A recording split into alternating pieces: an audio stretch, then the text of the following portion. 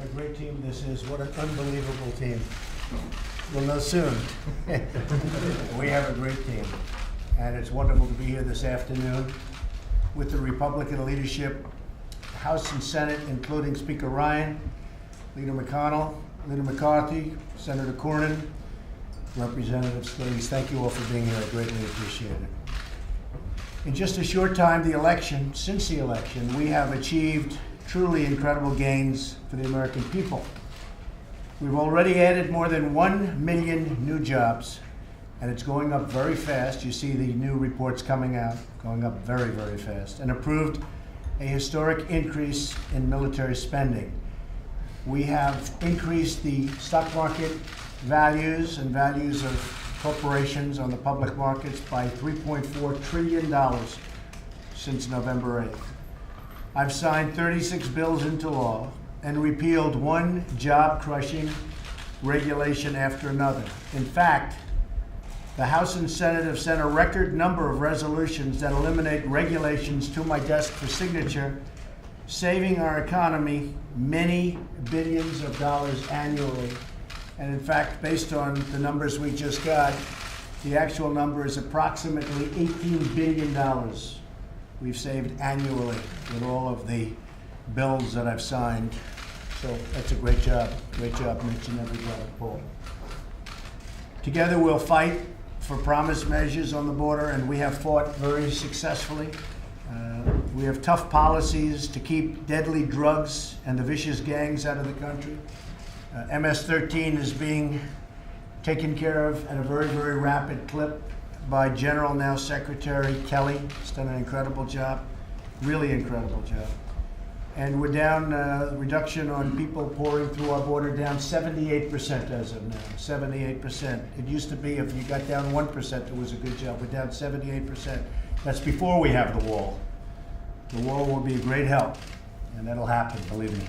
My administration is also working with Congress to rebuild our infrastructure. We'll be discussing that in great depth next week with Gary Cohn and with Steve Mnuchin and with Mike Pence and everybody else working on it, and to pass a massive tax cut, which will be the biggest tax cut in our country's history if it's passed the way we'd like to have it passed.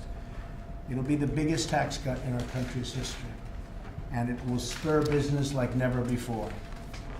At the core of this agenda is repealing and replacing the disaster known as Obamacare. Average Obamacare premiums have more than doubled from 2013 to 2017, including an increase of 203% in Alaska. Wow, that's a new one. I always use Arizona at 116. I got stuck at 116.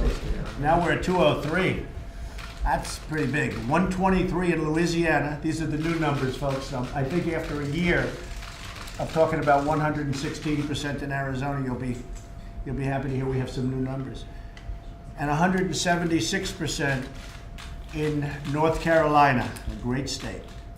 Insurance carriers are fleeing and leaving many Americans with only one insurer or even no insurers to choose from, and that's been happening now in numerous states. And just this afternoon we learned the last statewide insurer in the great state of Ohio is leaving. So they don't have any insurers. That means another 20 counties in the state of Ohio will have no health care plan. If Congress doesn't act to save Americans from this Democrat-inflicted catastrophe, next year is only going to get worse. It's going to get a lot worse. Although I don't know how it can get worse than 203%, but I'm sure the Democrats will find a way.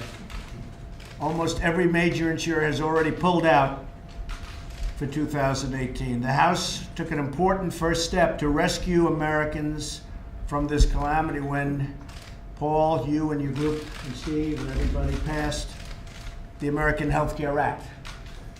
And that was a very, very long and difficult negotiation, but it really gives a great print and a great concept to Mitch. And now the Senate, I'm sure, will follow suit and get a bill across the finish line this summer that will be great health care for Americans. And I'm looking forward to seeing it, so looking forward to seeing it.